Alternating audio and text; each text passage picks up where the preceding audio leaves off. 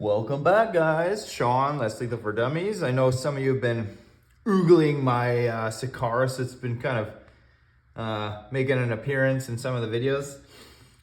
So this is kind of the first step in the modification. This is to prove that what I'm doing is going to work, and then we may take it further. I kind of spoke in the last video about what my plan was. So here's what I've got done so far. The relief hole that is in the side of the chamber, I have plugged mechanically. I tapped, drilled and tapped with a hand drill. So I bought this on Amazon. Just literally hand drilled it in and then hand tapped it and used a M3 by 3 millimeter socket set screw. And I went with stainless. You can see how tiny this guy is. Mainly just because it's non-ferrous and this chamber is aluminum, so it's also non-ferrous. If I did this over again, I'd probably do a M2. And the reason is, and I'll show you guys here, well, there's this lip here. And it catches inside the, it's like a stop point inside the receiver. But not only that, is where that lip steps, the material gets thin there. So if I went any larger than I did, I probably would have broke into this threaded area here and then caused a leak. Now you can see the problem with what I've done.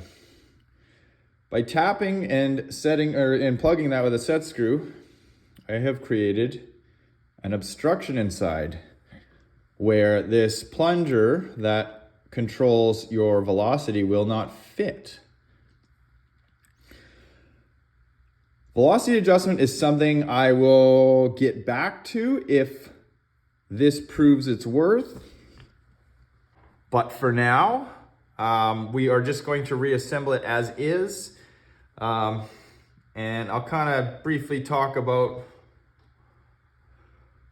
what I'm doing, as much as I'm not versed in this marker at all. And apparently there is a PDF available if I email Rockstar, and I still haven't.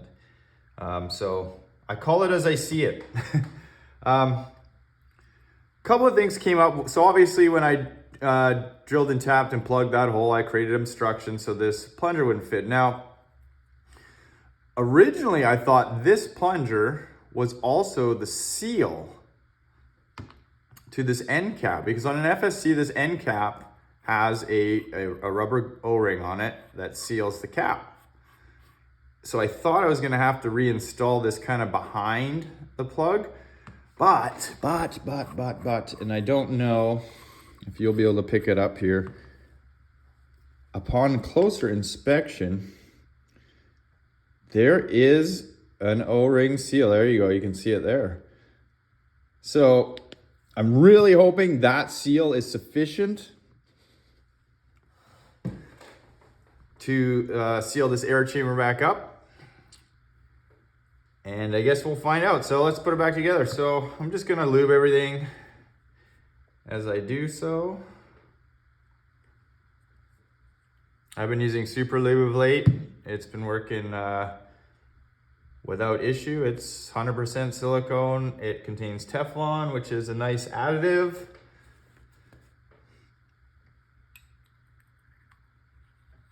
I thread it back in there. I'm not even gonna put a wrench on any of this stuff because to me, all this stuff fit together really nicely. Okay, because I'm not using a plunger, I do have to reinstall this adjuster. So these two were screwed together like this. And in my last video, it's actually right here. I did damage this tiny little O-ring that fit right between there. So right between the face of that brass and this aluminum plunger. I don't know that it was actually a seal of sorts. I think it may have almost been acting like a lock washer. I could be wrong, but in any case, it's not important because I'm not reusing that at the moment. But I do need to reinstall this because this rear O-ring here is a seal that prevents it from leaking out the back. So I'll just put some lube on that guy.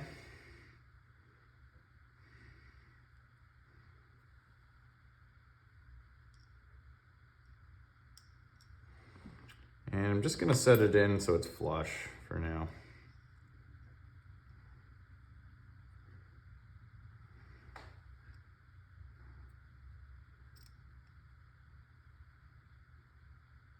All right, flush, as far as I'm concerned, that is a good seal right now. Your inlet to this chamber is right there and right there, much like an FSC, the air comes up through your trigger group, travels up through this O-ring into the receiver here and goes right between those two O-rings and charges your chamber. So just set that aside for the moment, because there was some stuff I took off that was unnecessary at the time. And again, you don't need to do some of this stuff to get where I am going. I removed the trigger mech just to see how it functioned. It was all one piece.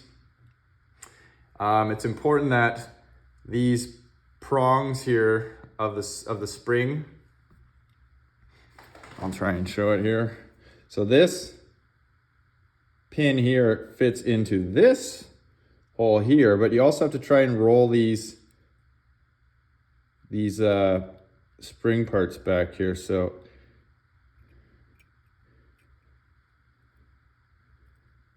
I don't know how I'm gonna, if I can, nope, not that way.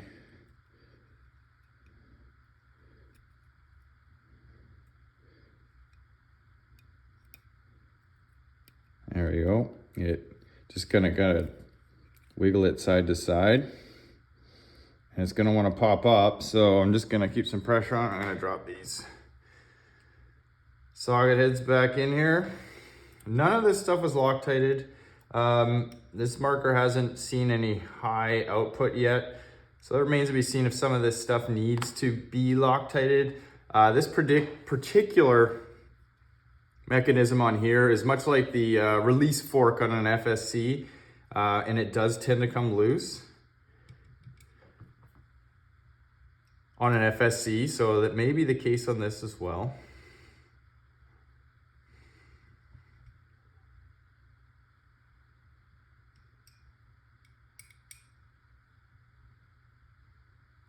And see, I'm tightening with the long end, not like this, leveraging on this long Allen key. That's a good way to strip stuff. So you just torque it with the end. Double check that trigger's working. All right.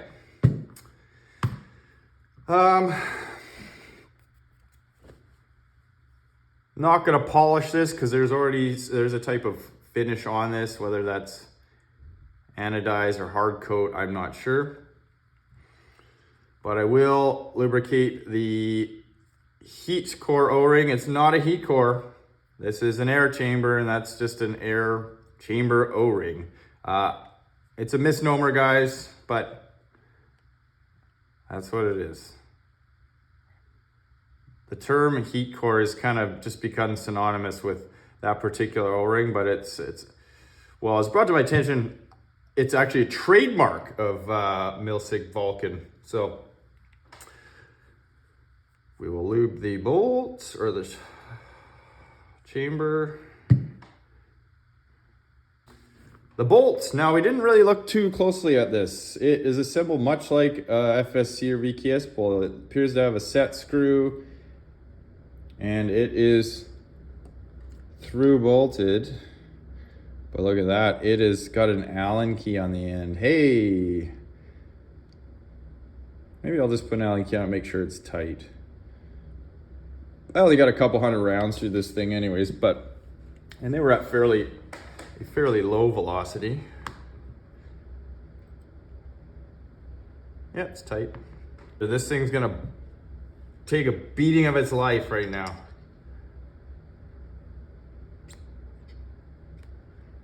Make sure everything goes smoothly. All right, put a little lube on here. I always do.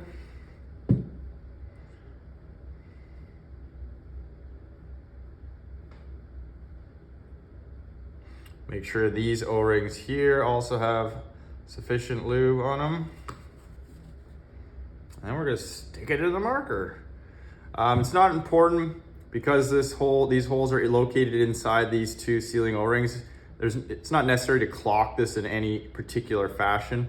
Some of us FSC guys like to clock at least one of these holes close to its inlet, so I will attempt to do that, but again, it's not important. You can kind of see there. That's the inlet. It's tough to see the hole, but the inlet for the chamber is right here too. So you just push it in and it bottoms out. It stops, so end point right there. I'm going to assume that much like the FSC, you have to push the bolt forward. I have no idea, but I'm going to. So I'm just gonna take an Allen key. We're gonna shove the bolt forward. Probably a good time to put your end cap back on. Again, I'm not gonna put a wrench on this. It just threads in and I'm not really putting a wrench on anything because in case it needs to come apart again, I don't wanna get all crazy with it. But you can see it met up flush effortlessly. All things, once this thing starts pounding out rounds, I'll probably keep an eye on, things start to vibrate loose. Wouldn't be good if that cap came off. Next, trigger group. Make sure your O-ring is intact. And again, it fits right there. I'll just smear a little lube on there. I just like to put it all over the place. And I'm gonna squeeze a little into my cams here and releases, so just gonna get it between the cracks. Kind of like you would on an FSC. It pretty much is a miniature version, so all the usual places.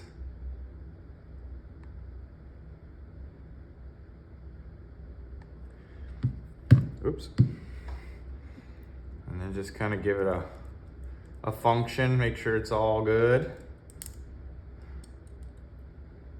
And make sure there's no dog hairs in there.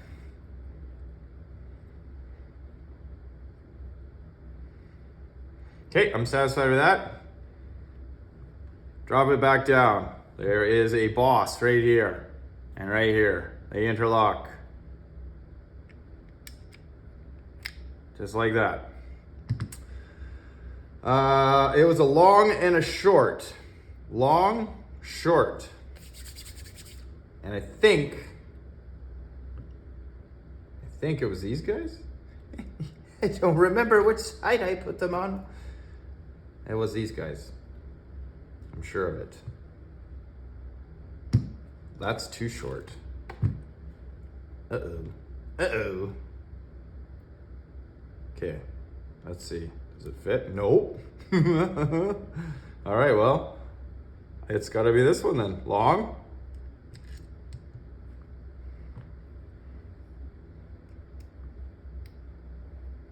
And this is a short. I like to group them together, but that one seems really short. So I may have got these mixed up here, but let's try anyways.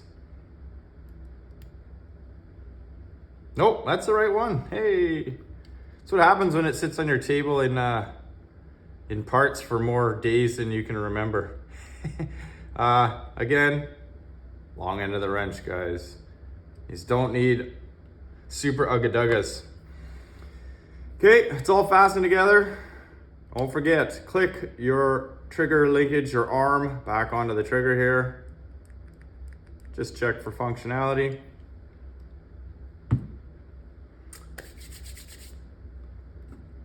Grip frame. This thing goes together really simple. This has taken no time at all, really. They just go together like that.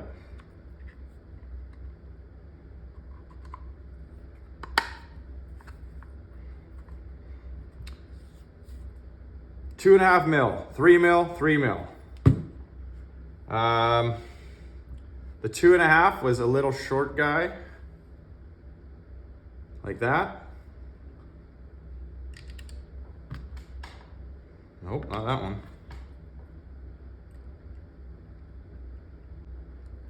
There we go. Just trying to be careful, guys. I don't have replacement parts for this yet, so I don't want to strip anything, and I don't think you would either. The long screw with the little, it looks like a gold washer on it, goes in this hole right here in your trigger guard. And then you use a 3 mil Allen key that goes through this hole here like this.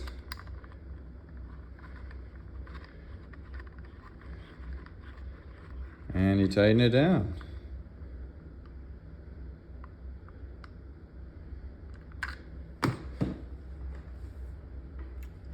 Last but not least, short 3 mil in the front.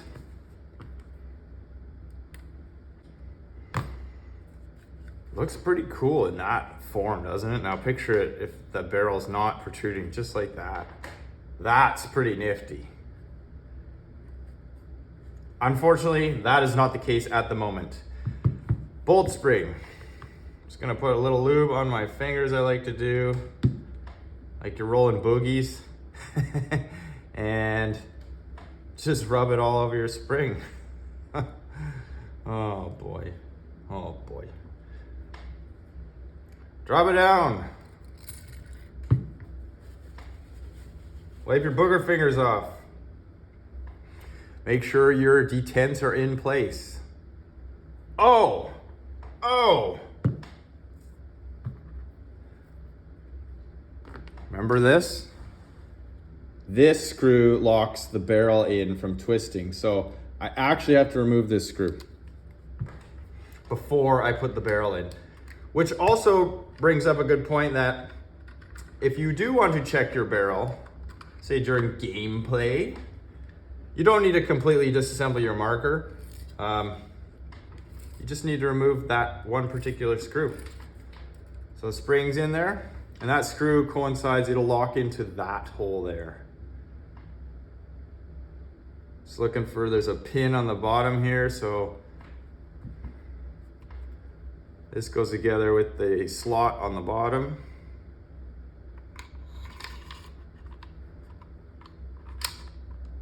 It clicked like an FSC. There we go, she's locked in place. Just check everything works, and don't forget to put that barrel screw back in there.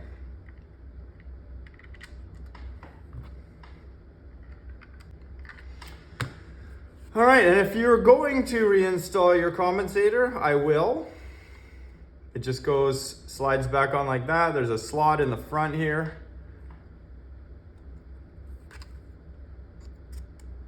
Goes together like that. And there is one last flathead socket cap screw. It just goes straight in there. And we'll tighten that down. That's it, guys. It's back together with a small modification. Does it work? Let's go find out. But before we go find out, let me speak about that hole that I drilled and tapped. I used blue Loctite in that. Before we go test fire this, I may have been a little stingy on it, and I'm not sure that the blue Loctite I use all the time to seal NPT threads. Now that is a straight thread I cut through there. It's not a self-sealing thread, it's a straight thread. So just like a nut and bolt, that I could put that set screw thread right through and it would fall out on the inside. I don't know blue Loctite was the correct sealant or if I used enough, but I'm just putting it out there. case we have a leak. Let's go test this thing.